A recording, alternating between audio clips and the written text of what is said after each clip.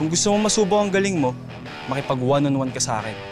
Pag nanalo ko, ibibigay mo sa akin ang account mo sa Socknet. Eh bakit naman ako papayag? Hindi naman kita kilala. At wala akong balak na kilalanin ka, no? Pero, pag nanalo ka, papakyawin ko lahat ng ulam dito sa kalendarya ni Talet, tapos iuwi mo na. Ampaw, baka nga wala kang pambayad eh.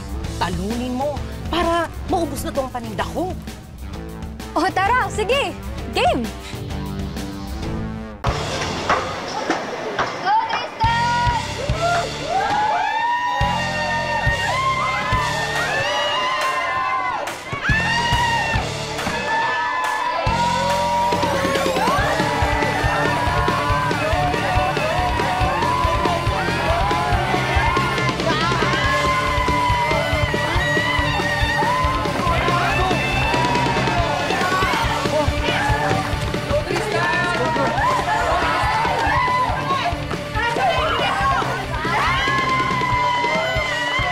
Ate, pakiawin mo na yan lahat. Panalo ako. Oh, 850 lahat yan, Tristan, ha? Miss, isang buong barangay ba yung papakainin mo? Oh, eh di ba yun yung usapan natin? Papakyawin mo lahat. Natalo ka, kaya magbayad ka. Salamat, ate. Sa dami na binili ko sa'yo, baka naman. Pwede ko nang mahingi yung Sockmed account mo. Asa ka.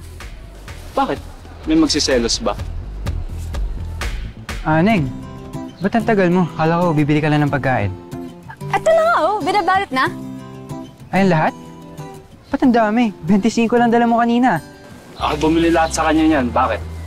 Oy, excuse me. Napanalunan ko to sa pustahan. Hindi mo ako nilibre. Teka, sino ba to? Ginugulo ka ba na itong mga to? Hoy pre, ikaw ang asungot na bigla na lang sumusulpot dito. Pero, kung ayaw naman palang makipag-usap sa inyo ni Neneng at natalo na kayo sa pustahan, ba't di na lang kaya kayo umalis? Loko pala to eh. Uy, tara na. Tara na, Benji. Uwi na tayo. Na. Ate, salamat po ah.